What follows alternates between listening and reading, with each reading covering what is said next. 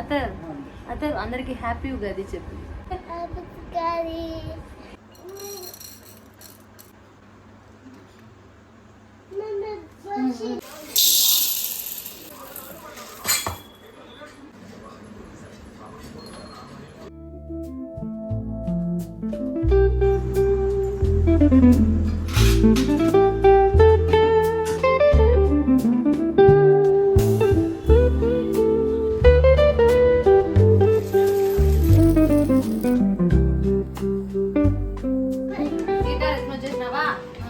Hi எல்லாருக்கும் வணக்கம். I am Priya. Welcome back to my channel lifestyle live.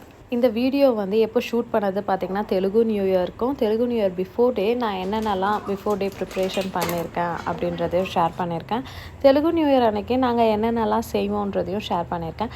கண்டிப்பாக இந்த வீடியோவை ஃபுல்லாக பாருங்கள்.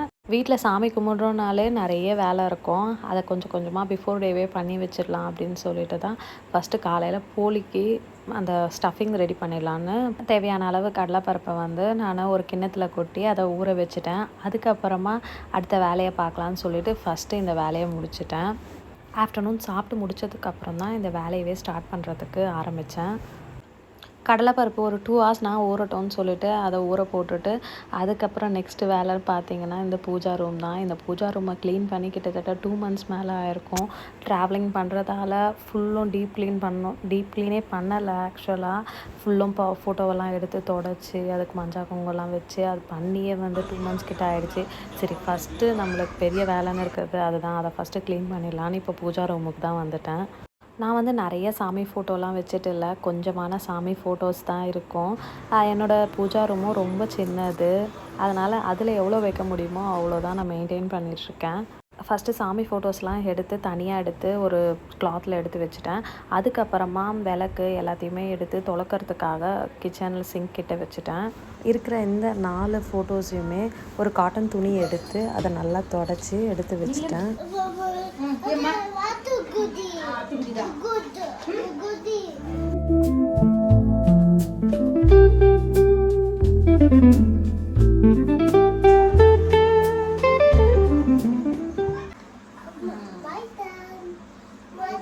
Atar no.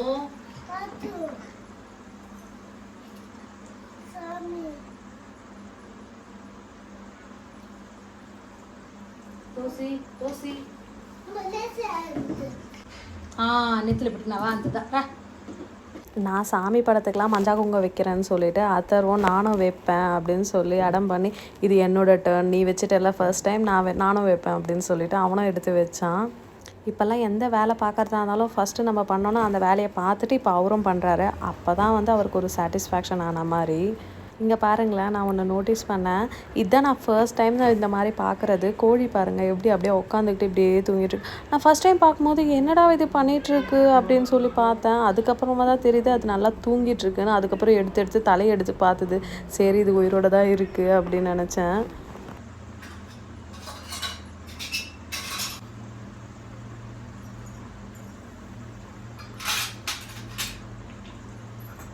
நான் இந்த ஃபோட்டோஸ் எல்லாம் தொடச்சி மஞ்சள் குங்குமம் வைக்கிறதுக்குள்ளே அம்மா வந்து பூஜை சாமான்லாம் தொலைக்கி கொடுத்துட்டாங்க. இப்போ அதுக்கு தான் மஞ்சள் குங்குமம் எடுத்து வச்சிட்ருக்கேன்.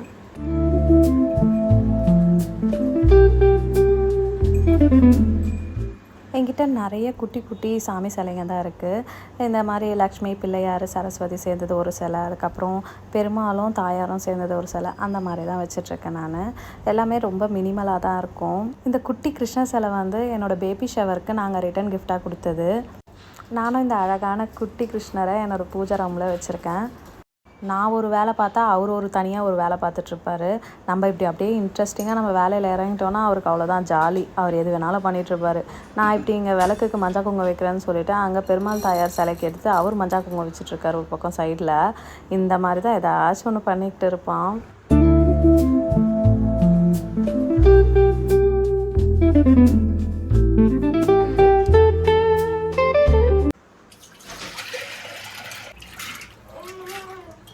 பூஜை ரூம் எல்லாத்தையும் தொடச்சி க்ளீன் பண்ணிவிட்டு அதுக்கப்புறம் தான் வந்து கிச்சனுக்கு வந்தேன். பருப்பு வந்து நல்லா ஊறி இருந்தது. அப்படியே அது குக்கரில் சேர்த்துட்டு கூடவே கொஞ்சமாக சால்ட் சேர்த்து ஒரு 4 விசில் விட்டு எடுத்துக்கிட்டேன். பருப்பு நல்லா வெந்ததுக்கப்புறம் அந்த தண்ணியை வந்து வடிகட்டி எடுத்துடுங்க. இப்போ அந்த பருப்பை நல்லா மேஷரில் வச்சு மேஷ் பண்ணி விட்டுடுங்க. இப்போ நீங்கள் 1 கப் பருப்பு எடுத்துருந்தீங்கன்னா 1.25 கப் வெல்லம் எடுத்துக்கோங்க. அப்போ தான் அது கரெக்டாக இருக்கும் ஸ்வீட்னஸ்க்கு. இதுக்கு பாகெல்லாம் எடுக்கணும்னு அவசியம் இல்லை. வெல்லத்தை அப்படியே தண்ணியில் சேர்த்து உருக்கி எடுத்துக்கோங்க. கூடவே வந்து ஏலக்காவையும் சேர்த்து நல்லா கொதிக்க வச்சுக்கோங்க. வெல்லம் நல்லா உருக்குனதுக்கப்புறம் அப்படியே வடிகட்டுருங்க. அப்போ தான் அதில் இருக்க கல்லெல்லாம் நம்மளுக்கு அப்படியே அடியில் நின்றுடும். வெள்ளத்தனியாக பருப்பில் சேர்த்து நல்லா கிளறிட்டே இருந்திங்கன்னா நல்லா திக்காகி வந்துடும். அந்த பதத்தில் வந்து ஸ்டவ் ஆஃப் பண்ணி எடுத்து வச்சுருங்க. போலிக்கு வந்து ஸ்டஃபிங் ரெடி பண்ணி அதை எடுத்து வச்சுட்டேன். பிஃபோர்லேயே அதை செஞ்சு எடுத்து வச்சுட்டேன். இது மறுநாள் காலையில் மாவுக்கு ரெடி பண்ணேன். இதில் வந்து 1 கப் மைதா ஆட் பண்ணியிருக்கேன். கூடவே வந்து சால்ட் சேர்த்து நல்லா மிக்ஸ் பண்ணிவிட்டு அதுக்கப்புறமா கொஞ்சம் கொஞ்சமாக தண்ணி சேர்த்து நல்லா இந்த மாதிரி பிசைஞ்சு எடுத்துக்கோங்க. தண்ணி ஊற்றி பிசையும் போது இந்த மாதிரி ஸ்டிக்கியாக இருக்கணும், கையில் நல்லா ஒட்டிக்கிட்டு. அந்த டைமில் வந்து நல்லா எண்ணெய் ஊற்றி நல்லா அடித்து பிசைங்க. அப்போ தான் நல்லா மாவு கொஞ்சம் நமக்கு சாஃப்டாக கிடைக்கும். ஒரு 10 மினிட்ஸ்க்கு இதே மாதிரி கொஞ்சம் கொஞ்சமாக ஆயில் சேர்த்து நல்லா பிசைஞ்சிட்டே இருங்க. மாவு நல்லா சாஃப்டாக வரும். அதுக்கப்புறமா லாஸ்ட்டாக கொஞ்சமாக ஆயில் மேலே தடவிட்டு மூடி போட்டு க்ளோஸ் பண்ணிடுங்க. மாவு ஒரு 1/2 அன் ஹவர் ஊறட்டும். அதுக்குள்ளே நம்ம வந்து உகாதி பச்சடி எப்படி ரெடி பண்ணுறதுன்னு வாங்க பார்க்கலாம்.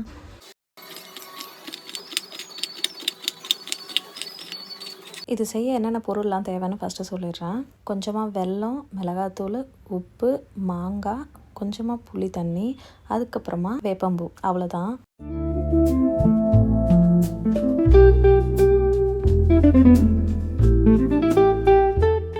இப்போ ஒரு குட்டி பவுலில் கொஞ்சமாக மாங்காய், அது கூடவே வெல்லம், அதுக்கப்புறமா கொஞ்சமாக மிளகாத்தூள், உப்பு, அது கூடவே வேப்பம்பூ, அதுக்கப்புறமா கொஞ்சமாக புளி தண்ணி சேர்த்து நல்லா மிக்ஸ் பண்ணி விட்டுருங்க.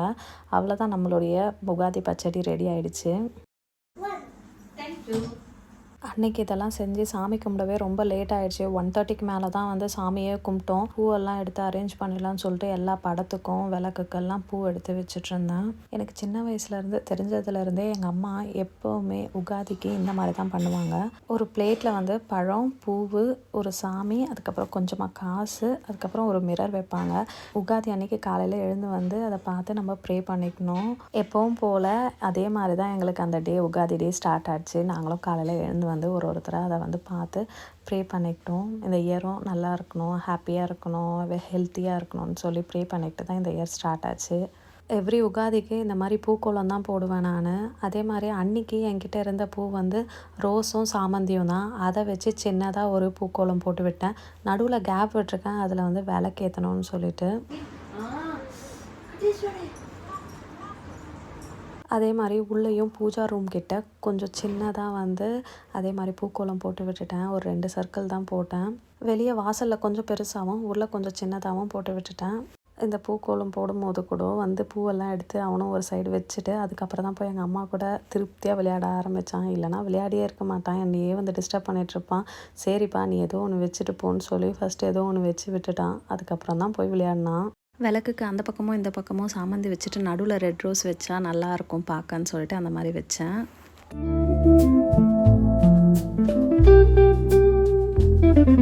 இந்த வேலையெல்லாம் செஞ்சு முடிச்சுட்டு வர்றதுக்குள்ளேயே 1 மணி நேரம் ஆகிட்ருக்கோம்.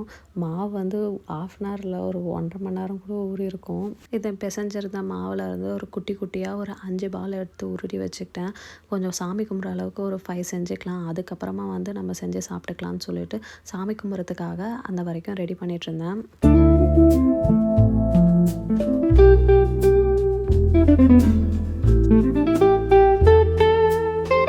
மாவு ஒரு 5 பால் உருட்டி எடுத்துக்கிட்டேன். அதே மாதிரியும் ஸ்டஃபிங்கும் ஒரு 5 பால் உருட்டி எடுத்து வச்சுட்டேன். இப்போ கொஞ்சமாக கவுண்டர் டாப் மேலே ஆயில் சேர்த்துக்கிறேன். அப்போ தான் நமக்கு வந்து ஒட்டாமல் வரும்னு. இப்போ கொஞ்சமாக ஒரு பால் எடுத்து அதை வந்து நல்லா ஃப்ளாட்டன் ஆக்கி விட்டுக்கிறேன். ஒரே ஒரு ஸ்டஃபிங் எடுத்து அதுக்கு மேலே வச்சு மாவை வந்து அதுக்கு மேலே எடுத்து ஸ்ப்ரெட் பண்ணி விட்டுட்டு அதுக்கு எக்ஸ்ட்ராவாக மாவு இருந்ததுன்னா அதை எடுத்துடுங்க. இப்போ வந்து இதை மறுபடியும் தட்டி நல்லா ஃப்ளாட்டனாக தட்டி எடுத்துக்கோங்க.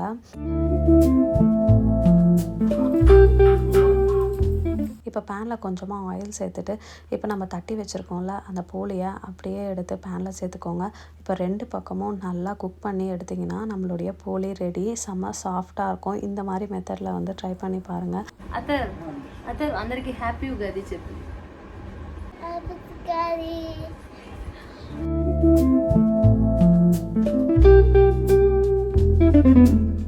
ஃபஸ்ட்டு வந்து வெளியே விளக்கேற்றிட்டு வந்துட்டு உள்ளே வந்து காமாட்சி அம்மன் விளக்கேற்றிட்டேன். என்னென்னலாம் வச்சு சாமி கும்பிடுவோன்னு பார்த்தீங்கன்னா தட்டில் பூ, பழம், தேங்காய், அதுக்கப்புறம் செஞ்ச போலியும் பச்சடியும் வச்சு சாமி கும்பிடுவோம். எங்கடா என் பின்னாடி ஒருத்தன் சுற்றிட்டே இருப்பானே, அவனை காணோன்னு பார்க்குறீங்களா? அவன் ரொம்ப அடம் பண்ணி ரொம்ப கிராங்கியாக அழ ஆரம்பிச்சிட்டான். அதனால் என்னோடய ஹஸ்பண்ட் வந்து சரி இவன் இருந்தால் வேலை செய்ய விட மாட்டான், சரி நான் அவனை வந்து வெளியே ரவுண்ட் கூப்பிட்டு போயிட்டு வரானா சொல்லிட்டு கூட்டிகிட்டு போயிட்டு வந்தாங்க. பூஜைக்கு எல்லாம் ரெடி பண்ணி வச்சுட்டு அதுக்கப்புறம் தான் என்னோடய ஹஸ்பண்டுக்கு கால் பண்ணேன். அதுக்கப்புறம் தான் அவங்க வந்தாங்க. அவங்க வந்ததும் ஹாப்பியாக சாமி கும்பிட்டு முடிச்சிட்டோம்.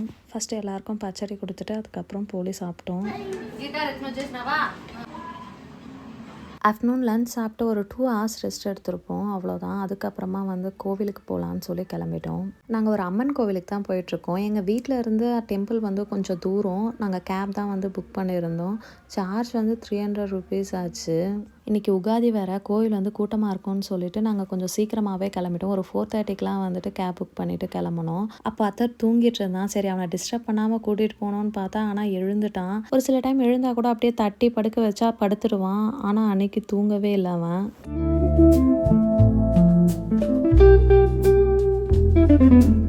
உல்சூரில் இருக்க காளியம்மன் டெம்பிள் தான் வந்திருந்தோம். செம்மையாக இருந்தாங்க அம்மனும். நல்லா தரிசனம் பார்த்தோம், கூட்டமே இல்லை. நல்லா பீஸ்ஃபுல்லாக சாமியை கும்பிட்டுட்டு அந்த கோவிலுக்கு ஆப்போசிட்லேயே இன்னொரு டெம்பிள் இருந்தது. அங்கேயும் போய் சாமி கும்பிட்டு ப்ரே பண்ணிவிட்டு இந்த டே ஹாப்பியாக முடிஞ்சது.